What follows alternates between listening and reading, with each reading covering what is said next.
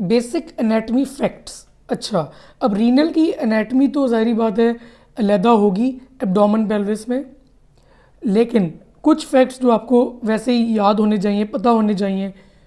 तो वो मैं आपसे शेयर करता हूँ। सबसे पहले तो जो इम्पोर्टेंट चीज़ है ना वो ये है कि रीनल की आर्टीरियल सप्लाई या ब्लड सप्लाई कैसे होती है किडनी की।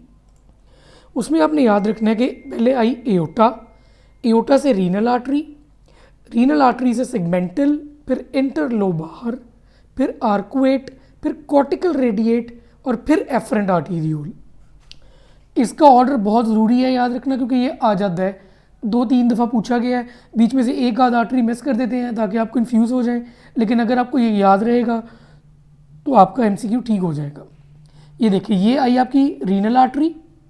उससे ये निकली आगे आपकी सेगमेंटल आर्टरीज, सेगमेंटल आर्टरीज आगे जाके पिरामिड्स के साइड पे गई, पहले गई इंटरलोबार बनी और फिर पिरामिड्स की साइड पे जाके बन गई आर्कुएट, और फिर उन्होंने अंदर छोटी छोटी ब्रांचेस दे दी और वो बन गई इंटरलोब्यूलर, जिन्होंने फिर आगे जाके वही एफरेंट आर्टीरियोल बनाना है, ग्लोमेरुलस में जाएंगी, फिर वापस इफरेंट आर्टीरियोल, फिर पेरिट्यूबुलर कैपिलरीज और वेजा रेक्टा बन के cortical radiate when, arcuate when, और फिर वो उल्टा चल पड़ेगा इंटरलोबार, रीनल वेन और इंफीरियर वेना केवा।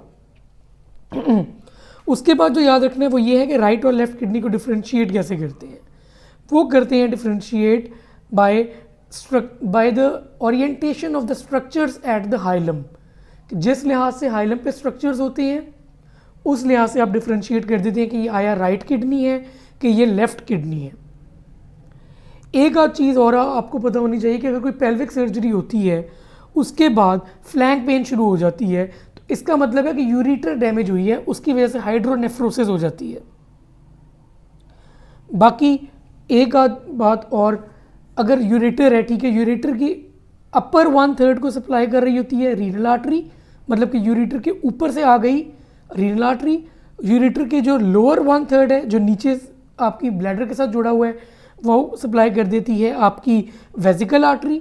और जो मिडल 1/3 है उसको सप्लाई कर रही होती है vesicle, internal iliac, common iliac और गोनेडल आर्टरीज। तो अगर ये कुछ बेसिक फैक्ट्स हैं जो आपको पता होने चाहिए, वैसे ही याद होने चाहिए, क्योंकि ये बहुत हाईली टेस्टेड चीज़ें हैं।